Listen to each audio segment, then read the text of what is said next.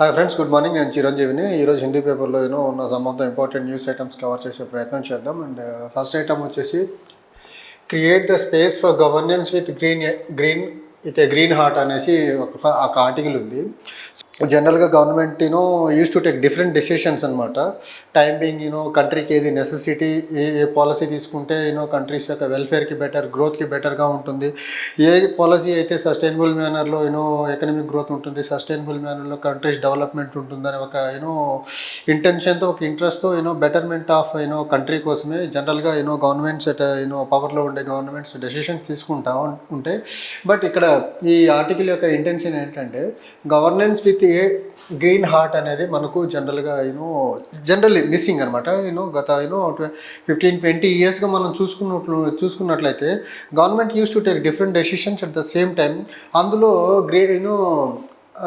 Environmental protection or climate చేంజ్ని mitigate చేసే అంశాల విషయానికి వచ్చేసరికి వాటిని కొంచెం సైడ్ ట్రాక్ చేసేసి పక్కన పెట్టేసేసి డెవలప్మెంటల్ మోటివ్తోనే ముందుకెళ్తుంది. దానివల్ల ఎన్విరాన్మెంటల్ డిగ్రేడేషన్ కానీ క్లైమేట్ చేంజ్ వల్ల ఎఫెక్ట్ అయ్యే అంశాలన్నింటినీ కొంచెం సైడ్ లైన్ డీవియేట్ చేసేసేసి లేకపోతే మినిమం ఇంపార్టెన్స్ ఇచ్చి ముందుకు తీసుకెళ్తుందని ఈ ఆర్టికల్ ప్రధానంగా చెప్పబోతుంది. ఇందులో మనం చూసుకుంటే మనం ఒక గవర్నమెంట్ ఎప్పుడైనా సరే ఫస్ట్ ఎన్విరాన్మెంటల్ ప్రయారిటీస్ని ఫస్ట్ ప్రయారిటీగా పెట్టి గవర్నెన్స్ చేస్తూనే మనకు చాలా రేర్గా కనిపిస్తున్నాయి. At the same time developmental ఎజెండాలో అసలు మనకు ఎన్విరాన్మెంటల్ ఇంట్రెస్ట్ని ఆల్మోస్ట్ డీవియేట్ చేసేసే గవర్నమెంట్స్ ఎక్కువ కనిపిస్తున్నాయి. పర్టికులర్లీ ఫర్ ద పాస్ట్ ఒక 10-15 ఇయర్స్గా చూసుకుంటే మనకు welfare of mining, welfare of coal, తర్వాత welfare of oil, welfare of highways, తర్వాత పవర్ ఇండస్ట్రీస్ గురించి మనం ఎక్కువ కన్సర్న్ ఆ ప్రయారిటీస్ చూపించి ఎన్విరాన్మెంటల్ డిగ్రేడేషన్ ఎంత జరుగుతుంది, దానివల్ల పర్యావరణానికి ఎంత హామ్ జరుగుతుంది అనే అంశం మీద కొంచెం ప్రయారిటీ తక్కువ ఇచ్చినట్టు ఈ ఆర్టికల్ ప్రధానంగా మనకు చెప్తా ఉంది. ఇక్కడ మనం చూసుకుంటే ఇండియా ఆల్మోస్ట్ మనం చూసుకున్నట్లయితే ఎన్విరాన్మెంటల్ డిగ్రేడేషన్కి చాలా దగ్గరగా కాదు, ఆల్మోస్ట్ ఎన్విరాన్మెంటల్ డిగ్రేడేషన్ వేలో వెళ్తున్న ఈ క్రమంలో పవర్ ఇండస్ట్రీస్కి, హైవే కన్స్ట్రక్షన్స్కి, కోల్ ఇండస్ట్రీస్కి, ఆయిల్ ఇండస్ట్రీస్కి, తర్వాత మైనింగ్ యాక్టివిటీస్కి ఇచ్చే ప్రయారిటీ ఎన్విరాన్మెంటల్ కన్జర్వేషన్కి ఇవ్వట్లేదు అనేసి ప్రధానంగా ఇక్కడ ఈ ఆర్టికల్లో చెప్తున్నటువంటి కన్సర్న్. ఇప్పుడు మనం చూసుకున్నట్లయితే ఎన్విరాన్మెంటల్ డిగ్రేడేషన్ ఇంతగా జరుగుతున్నప్పటికీ కానీ వీటిని ఎన్విరాన్మెంటల్ డిగ్రేడేషన్ అరెస్ట్ చేసేదానికి గ్రీన్ పాలసీస్ని కంట్రీ పర్స్యూ చేయట్లేదనేసి ప్రధానంగా మనకు ఈ ఆర్టికల్ చెప్తా ఉంది. సో ఎప్పుడైతే మనం ఎన్విరాన్మెంటల్ డిగ్రేడేషన్ని ప్రివెంట్ చేయలేమో, మిటిగేట్ చేయలేమో, రెడ్యూస్ చేయలేమో, ఖచ్చితంగా ఈ గోల్ ఏదైతే ఇండియాస్ గోల్ అయితే మిడిల్ ఇన్కమ్ కంట్రీగా ఎమర్జ్ అవ్వాలనే గోల్, ఆ గోల్ రీచ్ అయ్యేదానికి ఆస్కారం ఉంటుంది. డెవలప్మెంటల్ యాక్టివిటీస్ ఒక పక్క జరుగుతూ ఉంటాయి, కానీ ఎన్విరాన్మెంటల్ డిగ్రేడేషన్ వల్ల ఎఫెక్ట్ అయ్యే పీపుల్స్ యొక్క కాజ్ కూడా పెరుగుతూ ఉంటాయి. మనం రీసెంట్గా చూసాము, ఏదైతే మనకు ఇప్పుడు బెంగళూరు తర్వాత ఢిల్లీ లాంటి సిటీస్లో ఓ పక్క మనకు severe water drinking water scarcity వస్తుంది. తర్వాత ఢిల్లీ లాంటి సిటీస్లో సివియర్ ఎయిర్ పొల్యూషన్తో పీపుల్ చాలా సఫర్ అవుతున్నారు. సో వాటి పీపుల్ యొక్క పర్ క్యాపిటాకి ఇన్కమ్ ఎంత ఎక్కువ ఉన్న ఈ సిటీస్లో ఒక పక్క డ్రింకింగ్ వాటర్ స్కేర్సిటీ ఉంటుంది, తర్వాత ఒక ఎయిర్ పొల్యూషన్ చాలా సివియర్గా ఉండటం వల్ల వాళ్ళ హెల్త్ ప్రాబ్లమ్స్ వచ్చి ఎఫెక్ట్ అయినప్పుడు వాళ్ళ పర్ క్యాపిటల్ ఇన్కమ్ ఎంత ఉన్నప్పటికీ వీటికి వాళ్ళ ఎక్స్పెండిచర్ మొత్తం హాస్పిటల్స్కి, తర్వాత వాటర్కే ఎక్కువ పెట్టేయాల్సి వస్తుంది. మరీ పర్టికులర్లీ ఢిల్లీ లాంటి సిటీస్లో పూర్ పీపుల్ అయితే డ్రింకింగ్ వాటర్ కోసం అవర్స్ టుగెదర్ క్యూలో నిలబడి వాటర్ కోసం వెయిట్ చేయాల్సిన పరిస్థితి వస్తుంది. ఈ ఆస్పెక్ట్లో ఇలాంటి ఎన్విరాన్మెంటల్ సెన్సిటివిటీ లేకుండా యాక్ట్లు చేస్తే ఖచ్చితంగా మనకు కంట్రీ మిడిల్ ఇన్కమ్ ఏదైతే పాత్లో ముందుకు వెళ్ళాలనుకుంటూ అది వెళ్ళేదానికి ఆస్కారం లేదు అనేసి చెప్తూ ఉంటుంది. సో మనకు ప్రధానంగా క్లైమేట్ చేంజ్ లీడర్షిప్ ఇండియా తీసుకోవాలనుకుంటున్న ఈ క్రమంలో ఎన్విరాన్మెంటల్ ప్రొటెక్షన్ గురించి ఇండియా తీసుకునే యాక్షన్స్ అయితే చాలా మినిమల్గా ఉన్నాయి. ఈ క్రమంలో మనం చూసుకుంటే మనకు ఒక పక్కేమో ఎనర్జీ కన్జంప్షన్ ఇండియాలో పెరుగుతూ ఉంటుంది, కానీ ఈ ఎనర్జీ కన్జంప్షన్ పెరుగుతున్న క్రమంలో ఎనర్జీ కన్జంప్షన్ పెరిగే కొద్ది ఎమిషన్స్ పెరుగుతూ ఉంటాయి. ఎమిషన్స్ని మిటిగేట్ చేసేదానికి కానీ ఎమిషన్ని తగ్గించే ప్రయత్నాల్లో మనకు పాలసీస్ ఇండియాలో మిస్ అవుతున్నాయి. At the same time climate change ఏదైతే ఉందో క్లైమేట్ చేంజ్ గురించి మాట్లాడుతున్నప్పుడు రెసిలియన్స్ గురించి మాట్లాడుతున్నాము. At the same time climate change వల్ల ఎఫెక్ట్ అయ్యి తర్వాత ఫుడ్ సెక్యూరిటీ ఎంత ఎఫెక్ట్ అవుతుంది, తర్వాత access to essentials particularly poor people యొక్క ఎసెన్షియల్ యాక్సెసిబిలిటీ ఎంత తగ్గుతూ ఉంటే దాన్ని మిటిగేట్ చేసేదానికి ఎలాంటి యూనో యాక్షన్ ఎలాంటి పాలసీస్ తీసుకుంటున్నాం, ప్రికాషనరీ మెజర్స్ తీసుకుంటున్నాం అనేది ఇక్కడ మిస్ అవుతా ఉంది. క్లైమేట్ చేంజ్ గురించి, క్లైమేట్ చేంజ్ రిలేటెడ్ ఆస్పెక్ట్స్ గురించి ఒక పక్క మనం మాట్లాడుతూనే రెసిలియన్స్ గురించి మాట్లాడుతున్నాం, కానీ క్లైమేట్ చేంజ్ వల్ల మనకు ఫుడ్ సెక్యూరిటీ, ఎలాంటి ఫుడ్ క్రాప్స్ ఎఫెక్ట్ అవుతున్నాయి, అగ్రికల్చర్ మీద ఎలాంటి ఇంపాక్ట్ పడుతుంది, ఆ ఇంపాక్ట్ని మిటిగేట్ చేసేదానికి మెకానిజం ఏంటి అనేది మనకి ఇక్కడ మిస్ అవుతూ ఉంటుంది. ఇక్కడ ఓవరాల్గా చూసుకుంటే మనకు ఈ క్లైమేట్ చేంజ్ ఆర్ ఈ గ్రీన్ పాలసీస్ ఇండియాలో మిస్ అవుతున్న కొద్దీ మనకి ఎక్కువ ఎఫెక్ట్ అయ్యే సెక్షన్ అయితే poor people or middle income people ఎక్కువ ఎఫెక్ట్ అవుతూ ఉంటారు. సో మనం ఈ రీసెంట్గా మనం చూసుకున్నట్లయితే ఇండియా మనకు వరల్డ్లో large lowest level of green per capital ఉంది. ఇది చూసుకున్నట్లయితే మనకు 28 ట్రీస్ పర్ హెడ్ కౌంట్ ఉంది మన ఇండియాలో వచ్చేసరికి. అదే మనకు కెనడాలో చూసుకుంటే almost 8,953 trees per head count ఉంది. అదే మనకు నైబర్ చైనాలో చూసుకుంటే 130 ట్రీస్ పర్ హెడ్ కౌంట్ ఉంది. ఇండియాలో only 28 trees per head count ఉంది. దీన్ని బట్టి అర్థం చేసుకోండి ఇండియన్ యొక్క ఎన్విరాన్మెంటల్ పాలసీస్ ఎంత డిగ్రేడెడ్ మేనర్లో ఆ డిటూరియేటింగ్ స్టేజ్లో ఉన్నాయనే దానికి. ఓ పక్క కెనడా ఏమో almost 8,953 trees per head count ఉంది, చైనా 130 ఉంది, India just 28 trees per head count ఉంది. దీన్ని బట్టి అర్థం చేసుకుంటే మనకు ఎన్విరాన్మెంటల్ పాలసీస్లో ఇండియా ఒక ఎంత నెగ్లిజెన్స్డ్ మేనర్లో మన పాలసీస్ ఉన్నాయి అనేది మనకు క్లియర్గా అర్థమవుతా ఉంది. ఇక్కడ మనం ఇంకోటి చూసుకుంటే ది ఫారెస్ట్ కవర్ డ్యామేజ్ ఏదైతే ఎన్విరాన్మెంట్ ఇండస్ట్రియల్ యాక్టివిటీస్ వల్ల, మైనింగ్ యాక్టివిటీ వల్ల జరుగుతుందో దాన్ని కంపన్సేట్ చేసేదానికి కాంపన్సేటరీ ఫారెస్ట్ మెకానిజం ఒకటి ఉంది. దాన్ని కూడా అంత అగ్రెసివ్గా తీసుకెళ్ళట్లే. ఇప్పుడు రీసెంట్గా అవుట్ గోయింగ్ గవర్నమెంట్ ఏదైతే ప్రీవియస్ గవర్నమెంట్ ఏదైతే రీసెంట్గా ఒక లెజిస్లేషన్ తీసుకొచ్చింది, ఫారెస్ట్ కన్జర్వేషన్ అమెండ్మెంట్ బిల్ 2023. ఇది మనకు ఈ లెజిస్లేషన్ ఏంటంటే అపోజిషన్ నుంచి ప్రొటెస్ట్ ఉన్నప్పటికీ దీన్ని తీసుకొచ్చి పాస్ చేసే ప్రయత్నం చేశారు. ఖచ్చితంగా ఇప్పుడు ఎన్విరాన్మెంటల్ ప్రొటెక్షన్ పాయింట్ ఆఫ్ వ్యూలో ఈ బిల్లుని రోల్ బ్యాక్ చేయాల్సిన ఆవశ్యకత ఎంతైనా ఉందనేసి ఇప్పుడు ఆర్టికల్ ప్రధానంగా మనకు చెప్తా ఉంది. మనం ఇక్కడ ఇంకోటి చూసుకున్నట్లయితే ఓ పక్క ఏమో మనకు గ్రీన్ స్పేస్, వాటర్ బాడీస్, తర్వాత సిటీస్లో ఉన్న ఏరియాస్ అన్నిటిలో గ్రీన్ స్పేస్ కానీ తర్వాత వాటర్ బాడీస్ లైక్ మనకు వెట్లాండ్ ఏరియాస్ ఏవైతే ఉన్నాయో ఎంక్రోచ్మెంట్కి గురవుతున్నాయి. వాటి మీద ప్రాపర్ యాక్షన్స్ తీసుకునేదానికి ఆస్కారం లేదు. ఎప్పుడైతే గ్రీన్ స్పేస్ తర్వాత water bodies like water bodies కానివ్వండి, లేకపోతే వెట్లాండ్స్ కానివ్వండి, ఎప్పుడైతే మనకు సిటీలో వాటిని ఎంక్రోచ్మెంట్కి గురై ఎప్పుడైతే వాటి మీద కన్స్ట్రక్షన్ యాక్టివిటీస్ మొదలవుతుందో, లేకపోతే ఇండస్ట్రియల్ యాక్టివిటీ మొదలవుతుందో అక్కడ ఖచ్చితంగా ఆ గ్రీనరీ తర్వాత మనకు వాటర్ బాడీస్ అక్కడ తగ్గిపోవడం వల్ల ఆ అర్బన్ ఏరియా మనకు హీట్ ఐలాండ్గా మిగిలిపోతుంది. హీట్ ఐలాండ్గా మిగిలిపోతే ఆబ్వియస్గా అగైన్ ఆ ఇంపాక్ట్ మళ్ళీ సొసైటీ మీద నెగిటివ్ మేనర్లో పడుతూ ఉంది. దానివల్ల అగైన్ ఎఫెక్ట్ అయ్యే పీపుల్ మాత్రం ఖచ్చితంగా అర్బన్ సెంటర్లో ఉండే పీపుల్, అందులో కూడా ప్రధానంగా ఎఫెక్ట్కి తొందరగా గురయ్యే వాళ్ళు పూర్ పీపుల్ ఉంటారు. మనకు థర్డ్ కన్సర్న్ చూసుకుంటే మనకు హిమాలయాస్ చూసుకుంటే మనకు గ్లేషియర్స్ ర్యాపిడ్గా రిసీడ్ అవుతూ ఉన్నాయి, రెయిన్ఫాల్ ప్యాటర్న్ మారిపోతూ ఉంటుంది.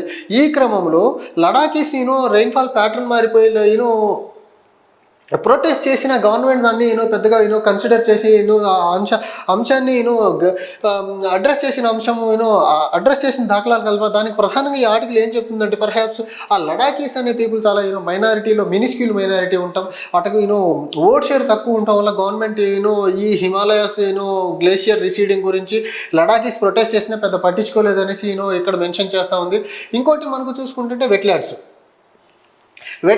యొక్క ఇంపార్టెన్స్ గురించి పర్టికులర్లీ అర్బన్ ఏరియాస్లో మనకు గవర్నెన్స్లో అంత సివియర్గా కనపడుతున్న దాఖలాలు లేవు. ఎందుకంటే అర్బన్ ఏరియాస్లో ఉండే వాటర్ బాడీస్ పర్టికులర్లీ వెట్లాండ్స్ ఏవైతే ఎంక్రోచ్మెంట్కి గురయ్యి అవి ఎప్పటికప్పటికీ వాటిని వేరే కమర్షియల్ యాక్టివిటీకి వాడటం వల్ల అక్కడ ఉండే బయోడైవర్సిటీ కూడా చాలా బ్యాడ్లీ ఎఫెక్ట్ అవుతూ ఉంది. తర్వాత ఇంకోటి మనకు చాలా ప్రధానంగా కనిపించి ఎన్విరాన్మెంటల్ లెజిస్లేషన్స్లో మనకు పబ్లిక్ పార్టిసిపేషన్ చాలా బ్యాడ్లీ మిస్ అవుతుంది. ఇన్ కేస్ పబ్లిక్ పార్టిసిపేషన్ ఉన్నా వాటిని వినిపించుకొని వాటిని గవర్నెన్స్లో ఇంక్లూడ్ చేసే దాఖలాలు చాలా తక్కువగా కనిపిస్తున్నాయి. ఇంకోటి జనరల్గా స్టేక్ హోల్డర్స్ కానీ పబ్లిక్ పార్టిసిపేషన్ ఏదన్నా వీటి నుంచి స్టేక్ హోల్డర్స్ నుంచి ఏదన్నా వచ్చినా గవర్నమెంట్ను వాటిని సీరియస్గా కన్సిడర్ చేసి కార్పొరేట్స్ యొక్క ఇంట్రెస్ట్లను కొంచెం పక్కన పెట్టి సొసైటీ యొక్క ఎన్విరాన్మెంటల్ తర్వాత హెల్త్ రిలేటెడ్ ఇంట్రెస్ట్లు ముందు పెట్టే దాఖలాలు అయితే చాలా తక్కువగా కనిపిస్తున్నాయి. ఇంకో పక్క మనకు ఎన్విరాన్మెంటల్ ఇంపాక్ట్ అసెస్మెంట్ ఏదైతే ఉందో దాన్ని రోజు రోజుకి దాని యొక్క ఇంపార్టెన్స్ని అమెండ్మెంట్స్ ద్వారా తగ్గించుకుంటూ వస్తున్నారు. ఈ క్రమంలో మనకు ప్రధానంగా మనం చూసుకోవాల్సింది Chardham act. Chardham highway project ఉంది. ఈ హైవే ప్రాజెక్ట్ మీద కూడా ఎన్విరాన్మెంటల్ ఇంపాక్ట్ అసెస్మెంట్ ప్రాపర్గా జరగకపోవడం వల్ల ఒక టన్నెల్ ఏదైతే ఉందో ఆ టన్నెల్ కొలాప్స్ అయిపోయింది 2023లో. ఎక్కడైతే ఎన్విరాన్మెంటల్ ఇంపాక్ట్ అసెస్మెంట్ ప్రాపర్గా జరిగి ఎఫెక్టివ్ మేనర్లో లెజిస్లేషన్ తీసుకొచ్చి ఇలాంటి ప్రాజెక్టులు చేయను, particularly sensitive region, ecologically fragile region అన్నట్టు హిమాలయాల లాంటి రీజియన్స్లో పెద్ద పెద్ద ప్రాజెక్ట్ తీసుకొచ్చేటప్పుడు ఎన్విరాన్మెంటల్ ఇంపాక్ట్ అసెస్మెంట్ అనేది చాలా చాలా ఇంపార్టెంట్. ఈ ఎన్విరాన్మెంటల్ అసెస్మెంట్ ఇంపాక్ట్ని ఎప్పుడైతే మనము ఇండస్ట్రీస్ యొక్క ఇంట్రెస్ట్ కోసం దాన్ని వీకెండ్ చేసుకుంటూ వెళ్తామో డెఫినెట్గా ఇలాంటి చార్ధామ్ హైవే ప్రాజెక్ట్ లాంటి టన్నెల్ కొలాప్స్ లాంటి ఇన్సిడెంట్ టైమ్ అండ్ అగైన్ జరుగుతూ ఉంటాయి. గత 5 yearsగా మనం పర్టికులర్లీ ఎన్విరాన్మెంటల్ చూసుకున్నట్లయితే ఎన్విరాన్మెంటల్ ఇంపాక్ట్ అసెస్మెంట్ నోటిఫికేషన్ 2006ని చాలా డైల్యూట్ చేసుకుంటారు, వివిధ అమెండ్మెంట్స్ ద్వారా వాటిని డైల్యూట్ చేసుకుంటూ వస్తున్నాయి. సో ఇక్కడ ఎన్విరాన్మెంటల్ ఇంపాక్ట్ అసెస్మెంట్ని ఎంత ఇప్పటికీ ఒక స్టాట్యుటరీ మెకానిజం లేదు, దానికి స్టాట్యుటరీ బ్యాకింగ్ లేదు. ఖచ్చితంగా ఎన్విరాన్మెంటల్ ఇంపాక్ట్ అసెస్మెంట్ నోటిఫికేషన్కి ఒక స్టాట్యుటరీ బ్యాకింగ్ ఇవ్వాల్సిన ఆవశ్యకత ఎంతైనా ఉంది. ఎందుకంటే ఇండియా మనము జాగ్రఫికల్గా చూసుకుంటే డిఫరెంట్ ఈకో సెన్సిటివ్ జోన్స్ ఉన్నాయి మనకు. ఖచ్చితంగా క్లైమేట్ చేంజ్ వల్ల వివిధ ప్రాంతాల్లో వివిధ రకాల యొక్క ఎఫెక్ట్స్ గురై వివిధ సెక్షన్స్కి వివిధ రకాల ప్రాబ్లమ్స్ వచ్చేదానికి ఆస్కారం ఉంటుంది. సో అలాంటి క్రమంలో డెవలప్మెంటల్ ప్రాజెక్టు అగ్రెసివ్ మేనర్లో ముందుకు తీసుకెళ్తున్న ఈ క్రమంలో ఎన్విరాన్మెంటల్ ఇంపాక్ట్ అసెస్మెంట్ ప్రాపర్గా జరగడం చాలా చాలా అవసరం అనమాట.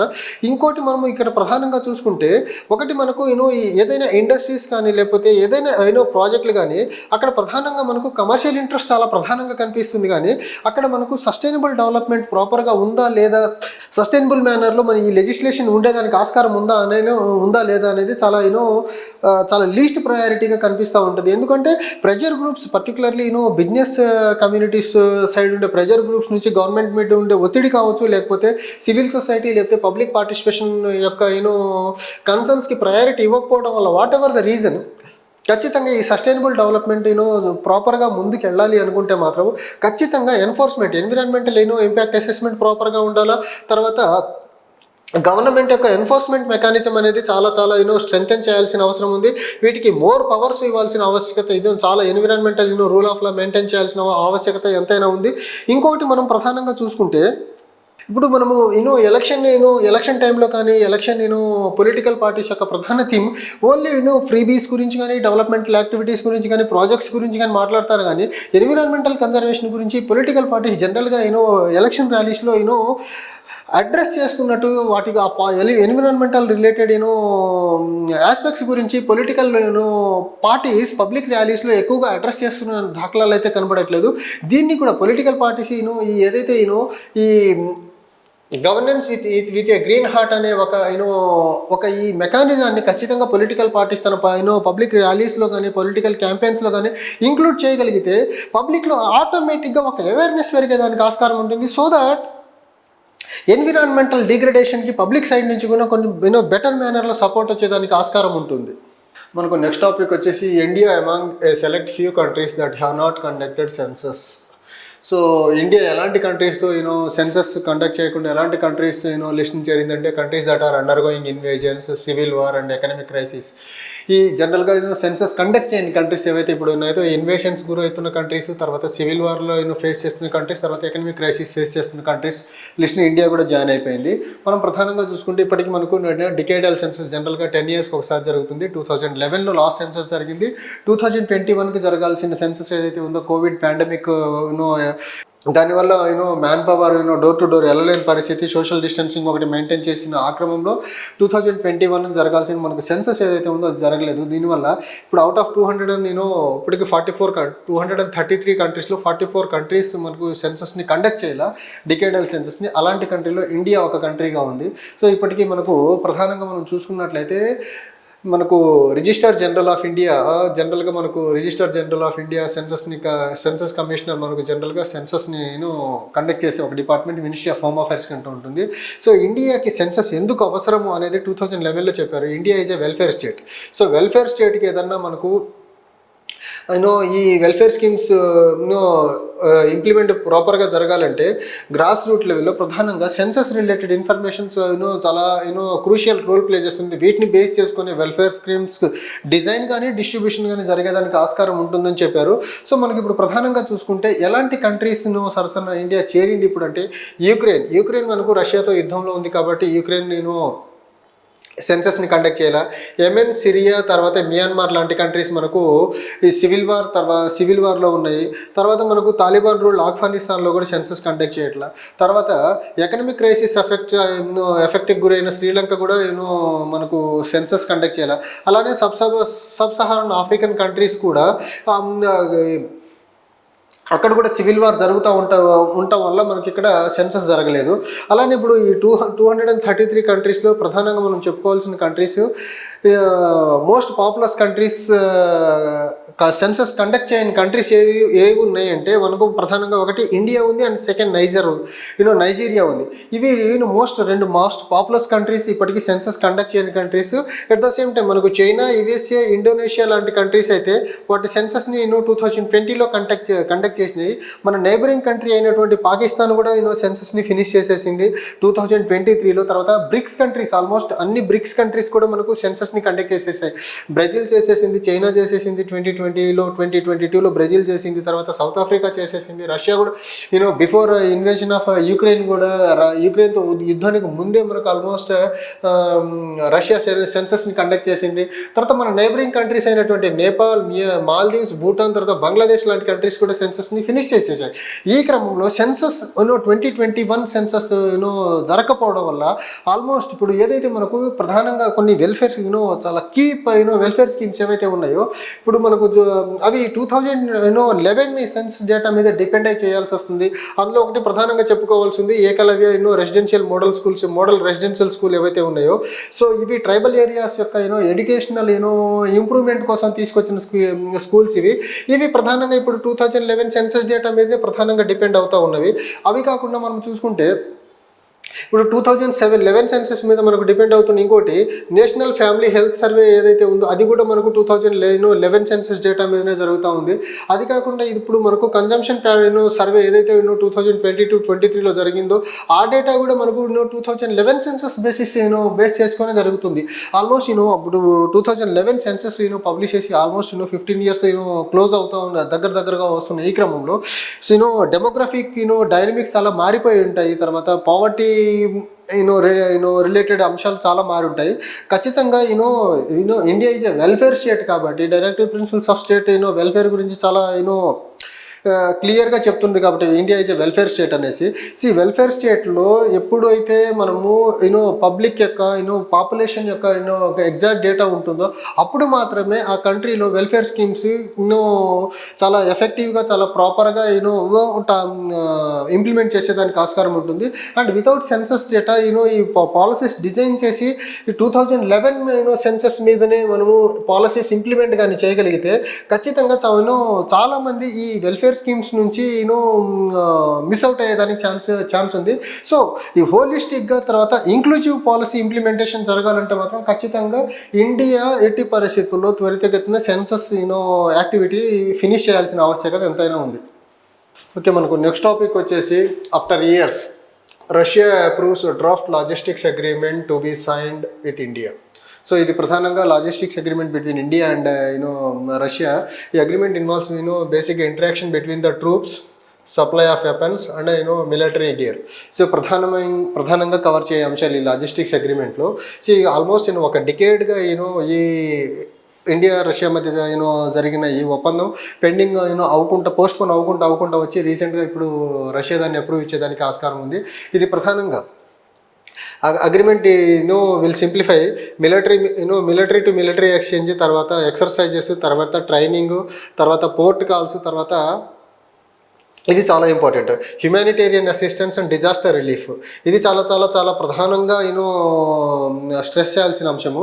ఏదైతే మనకు హ్యుమానిటేరియన్ అసిస్టెన్స్ తర్వాత డిజాస్టర్ రిలీఫ్కి రెండు దేశాల మధ్య ట్రూప్స్ మధ్య లాజిస్టిక్స్ పరంగా సపోర్ట్ ఉంటే ఏదైనా హ్యుమానిటేరియన్ అసిస్టెన్స్ కానీ లేకపోతే డిజాస్టర్ రిలీఫ్ ఏదైనా కావాలంటే రెండు కంట్రీస్ మధ్య ఒక సఖ్యతతో ఇలాంటి ఇష్యూస్ని అడ్రస్ చేసేదానికి ఆస్కారం ఉంటుంది. సో ఏదైతే ఈ logistics agreement India and Russia మధ్య సైన్ చేసేదానికి రష్యా గ్రీన్ సిగ్నల్ ఇచ్చిందో, it is similar to the logistics agreement that was signed between India and USA in 2016. అగ్రిమెంట్ని మనం ఏమంటామంటే logistics exchange memorandum agreement లెమోవా in 2016. మనకు ఇండియా యుఎస్ఏ మధ్య 2016లోనే లెమోవా agreement కుదిరింది. దీని ప్రధాన ఉద్దేశం కూడా సేమ్, మిలిటరీ కోఆపరేషన్, తర్వాత ఆర్మడ్ ఫోర్సెస్ మధ్య కోఆపరేషన్, తర్వాత హ్యుమానిటేరియన్ డిజాస్టర్ రిలీఫ్ అన్నిటికీ ఇండియా మనకు యుఎస్ఏతో ఆల్రెడీ అగ్రిమెంట్ 2016లో కుదిరింది. బట్ ఇక్కడ మనకు ప్రధానంగా ఇప్పుడు మనం ఇక్కడ చూసుకోవాల్సింది ఏంటంటే రష్యా అనేసరికి రష్యా జనరల్గానే మనకు డిఫెన్స్కి మన ఇండియన్ డిఫెన్స్కి మేజర్ పిల్లర్ అండ్ చాలా important strategic partner for Indian defence and military technical cooperation అన్నిటికీ. ఈ ఆస్పెక్ట్లో రష్యాతో మనకు ఈ లాజిస్టిక్స్ మెమోరాండమ్ అగ్రిమెంట్ జరగడం అనేది చాలా టైమ్లీ అని చెప్పొచ్చు. ఇలాంటి అగ్రిమెంట్ వల్ల మనకు ప్రధానంగా జరగబోయే ఏంటంటే ట్రూప్స్ మధ్య కోఆపరేషన్ కోఆర్డినేషన్ బాగుంటుంది. అట్ ద సేమ్ టైం తర్వాత మనకు వెపన్స్ తర్వాత మిలిటరీ ఎక్విప్మెంట్ సప్లై తర్వాత వాటి యొక్క టెక్నికల్ అసిస్టెన్స్ అనేది రెండు కంట్రీస్ మధ్య చాలా స్మూత్గా జరిగేదానికి ఆస్కారం ఉంది. ఇందాక మనం చెప్పుకున్నట్టు డిఫెన్స్ కోఆపరేషన్ ఇండియా అండ్ రష్యాకి చాలా కీ పిల్లర్ కాబట్టి, సో డిఫెన్స్లో మనకు మిలిటరీకి కావాల్సిన వెపన్స్ కానీ మిలిటరీ ఎక్విప్మెంట్స్ అన్నిటి రష్యా నుంచే మనం మేజర్లీ ఇంపోర్ట్ చేసుకుంటున్నాం కాబట్టి ఈ అగ్రిమెంట్ చాలా హెల్ప్ఫుల్గా అవుతుంది. అది కాకుండా మనకు ఇక్కడ ప్రధానంగా చూసుకున్నట్లే ఈ అగ్రిమెంట్ వల్ల వివిధ దేశాలతో మనకు ఈ లాజిస్టిక్స్ అగ్రిమెంట్స్ సైన్ చేయడం వల్ల మేజర్ బెనిఫిషరీగా చూసుకోవాల్సిన ఆర్మడ్ ఫోర్సెస్ 3 ఫోర్సుల్లో ఒకటి ఇండియన్ నేవీ చాలా మెయిన్ బెనిఫిషరీగా చూడాలి. అది ఎందుకు అంటే ఈ సైన్ ఈ లాజిస్టిక్స్ అగ్రిమెంట్ సైన్ చేయడం వల్ల అడ్మినిస్ట్రేటివ్ అరేంజ్మెంట్స్ చాలా బెటర్గా రెండు దేశాల మధ్య ఉంటుంది. ఎప్పుడైతే ఆపరేషనల్ టర్న్ అరౌండ్ తర్వాత increasing interoperability in high seas army general navy జనరల్గా హైసీస్ ఆపరేషన్ ఇంటర్ఆపరబిలిటీ ఎక్కువ ఉంటుంది కాబట్టి సో ఈ నేవీ ఇండియన్ నేవీ అనేది మేజర్ బెనిఫిషరీగా 3 ఆర్మడ్ ఫోర్సెస్లో ప్రధానంగా ఈ లాజిస్టిక్స్ అగ్రిమెంట్ వల్ల చాలా ప్రధానంగా మనం ప్రధాన బెనిఫిషరీగా ఇండియన్ నేవీని చూడొచ్చు. ఇక్కడ మనం చూస్తున్నాం కదా humanitarian assistance and disaster relief. జనరల్గా ఈ humanitarian assistance and disaster relief అనే ఎక్కువ మనకు ఓషన్స్లో పోర్ట్ ఏరియాస్లో కోస్టల్ ఏరియాస్లో జరుగుతున్న క్రమంలో navy plays a bigger role కాబట్టి ఇలాంటి అగ్రిమెంట్స్ వల్ల మెయిన్ బెనిఫిషరీ వచ్చేసి ఇండియన్ నేవీగా చూడాల్సి ఉంటుంది. సో ఇందాక నేను చెప్పినట్టు లెమోవా అగ్రిమెంట్ యుఎస్ఏతో 2016లో కుదిరింది. ఇప్పుడు రష్యా కూడా ఈ లాజిస్టిక్స్ అగ్రిమెంట్కి గ్రీన్ సిగ్నల్ ఇచ్చింది కాబట్టి ఇండియా యొక్క ఇండియన్ యొక్క డిఫెన్స్ ఫోర్సెస్ యొక్క లాజిస్టిక్స్ అగ్రిమెంట్ ఎక్కువ దేశాలతో కుదిరే కొద్దీ డెఫినెట్గా ఇండియా యొక్క ట్రైనింగ్ కానివ్వండి, పోర్ట్ కాల్స్ కానివ్వండి, తర్వాత డిఫెన్స్ ఎక్సర్సైజెస్ కానివ్వండి, లేకపోతే హ్యుమానిటేరియన్ అసిస్టెన్స్ డిజాస్టర్ రిలీఫ్ కానీ చాలా స్టెప్ ఫాస్ట్గా ముందుకెళ్ళేదానికి ఆస్కారం ఉంటుంది.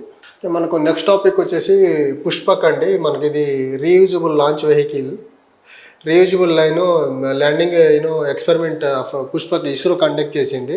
ఇది వరుసగా ఇది 3వసారి అంటే సక్సెస్ఫుల్గా 3వసారి ఈ పుష్పక్ వెహికల్ యొక్క లాంచ్ వెహికల్ యొక్క టెస్ట్ని క్లియర్ చేసింది.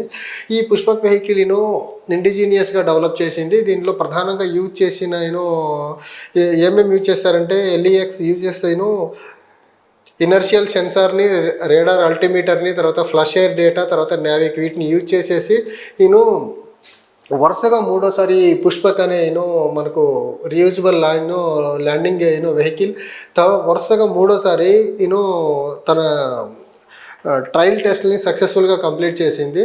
ఇవి some of the important news items ఈరోజు హిందూ పేపర్లో అండి. మళ్ళీ రేపటి న్యూస్ పేపర్ అనాలిసిస్లో కలుద్దాం. Thank you.